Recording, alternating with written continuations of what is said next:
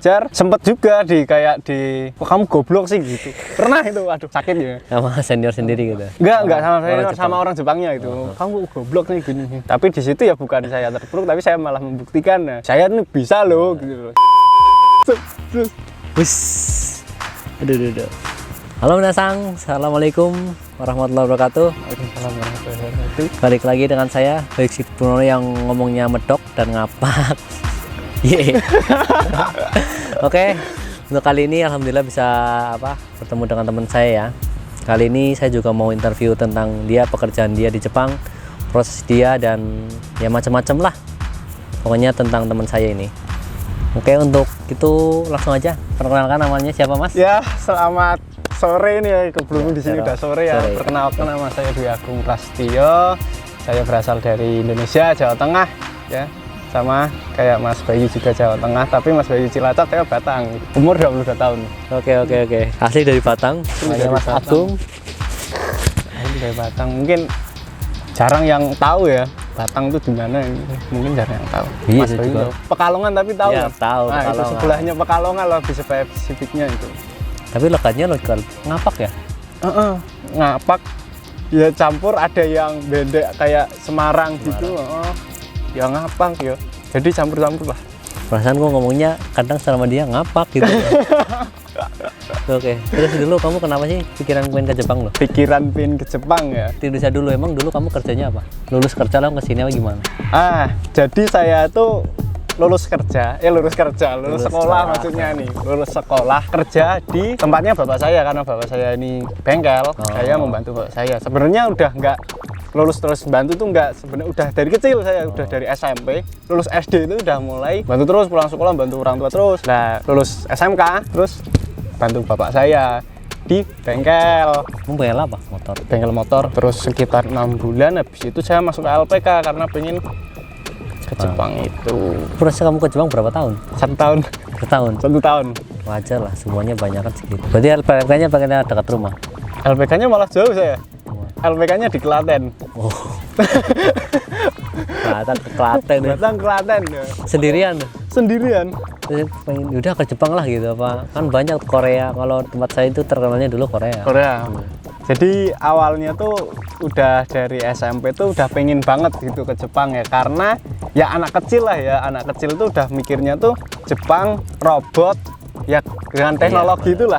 Aku seneng teknologi gitu, pengen lah ke Jepang gitu. SMK kan pasti ada yang namanya kayak lowongan pekerjaan buat di sebuah perusahaan PT gede gitu, kayak Astra dan lain-lain lah. Benar. Nah, pernah saya mendaftar PT gede yang tambang di PT Pamang Persada. Pamang. Pernah udah lolos semuanya nih, tinggal medical check up. Dan di situ saya gagal karena saya salah ngisi data atau gimana gitu. Pokoknya pernah ada kesalahan di situ, saya gagal.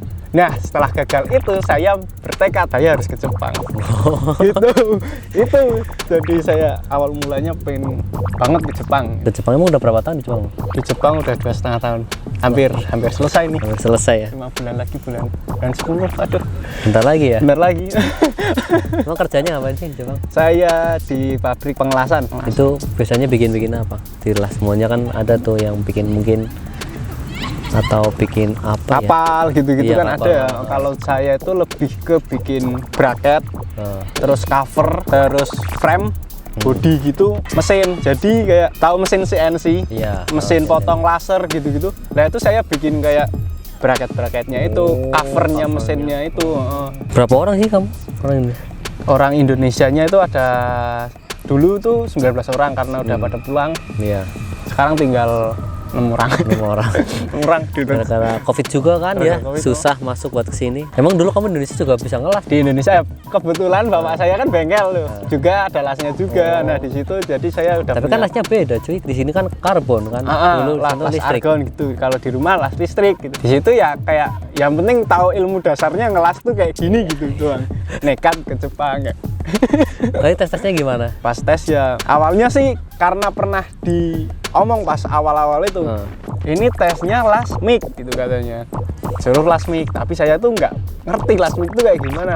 Jadi pas tes itu baru pertama kali megang last mic itu, ikut aja tes, nekat. Udah, yang penting itu ternyata malah lolos, alhamdulillah diberi kelancaran. Anjing rezeki ya. Jadi ikut tes pertama langsung lolos, langsung ini perusahaan ini pertama ini saya ikut tes. Tapi emang makan waktunya karena saya kan lulus sekolah di umur 18 tahun, masuk ke LPK masih 18 tahun. Nah itu nunggu buat 19 tahunnya biar bisa ikut tes itu yang lama. Di situnya saya yang lama sih. Tapi kamu langsung kepikiran langsung ke luar negeri gitu loh. Dulu gue nggak capek langsung ke luar negeri. Sebenarnya gara-gara itu loh, karena sakit udah wawancara 1, wawancara 2 lah. Udah lolos, kamu tinggal medical check up, habis itu kalau medical check up lolos langsung gitu. Itu tuh udah orang-orang terpilih, pokoknya misal berapa ribu tuh, 1000 orang diambil jadi 500 orang, terus diambil jadi berapa orang, tinggal berapa puluh orang doang, itu termasuk saya dalam medical check up. Itu yang nggak lolos cuma berapa orang ya, 2 atau 3 orang gitu. Sakit, nah maka dari itu saya Jepang. Akibat sakit dari ditolak mama kamu berani ke Jepang itu. Tapi benar sih, mendingan ke sini sih. Maunya kan kamu di sini juga beda budaya, beda apa kan? Mengenal banyak hal yang nggak dikenal di Indonesia. Tapi dulu kamu awal-awal kerja gimana sama orang Jepang? Ngelas. Ngomongnya ngelas kan kamu tadi kan ngomong di Indonesia kan yang mengelas ya bisa, cuman kan beda kan. Kalau di sini kan mungkin karbon kan ya? Karbon maunya beda. Ada mungkin las listriknya juga. Apa pernah maunya dimarahin waktu kamu nggak bener cara-caranya gitu? Kalau untuk awal-awal sih untungnya saya tuh ketolong punya senpai. Jadi diajarin senpai dulu. Jadi nggak langsung dikasih kerjaan yang harus langsung ngelas gitu tuh enggak. Jadi kayak masih diajarin dulu, tapi di situ saya belajar. Sempet juga kok kamu goblok sih gitu. Pernah itu, aduh sakit ya. Sama senior sendiri gitu? Enggak sama senior, sama orang Jepangnya itu. Kamu goblok nih gini. Tapi di situ ya bukan saya terpuruk, tapi saya malah membuktikan. Nah, saya nih bisa loh gitu. Dengan seiringnya berjalannya waktu bisa.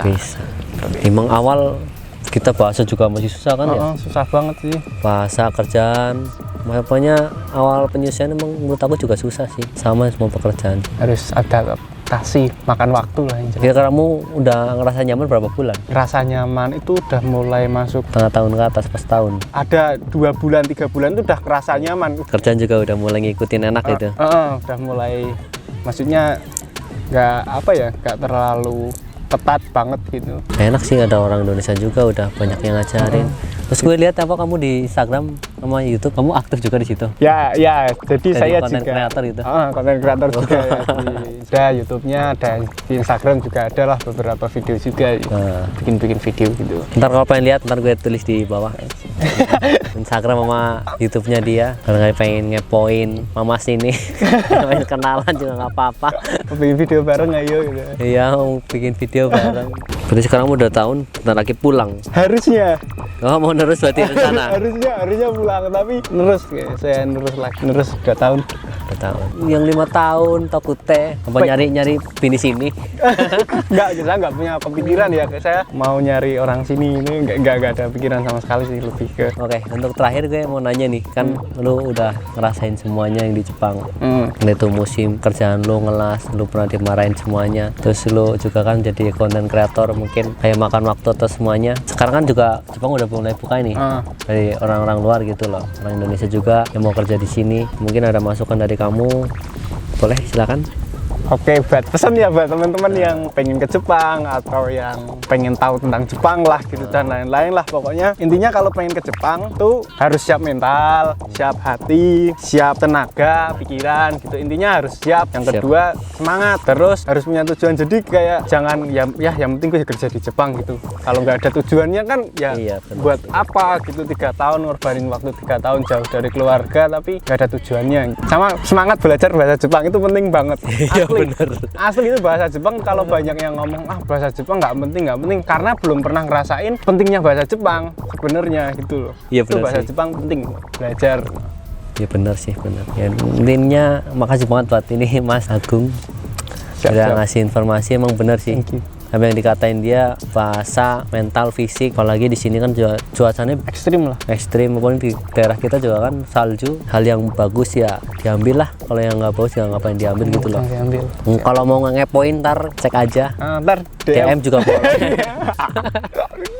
Ya gak apa-apa, DM Nah, aja. oke, mungkin itu aja Mas Agung, makasih banget. Thank you, sama-sama. Sama-sama, ini udah diundang juga kan, udah diajakin bikin video ini, seneng saya. Saya juga senang ini, alhamdulillah bisa mau gitu loh. Untuk semuanya juga makasih ya udah nonton video ini sampai akhir. Oke, jangan lupa buat di subscribe sama di like ya, di share juga biar saya bikin video yang bermanfaat. Mungkin kayak tentang Jepang boleh ntar komen juga, atau kayak tentang Mas Agung juga boleh. Oke, mungkin itu aja. Assalamualaikum warahmatullahi wabarakatuh. Waalaikumsalam warahmatullahi wabarakatuh. Bye bye. Bye, thank you.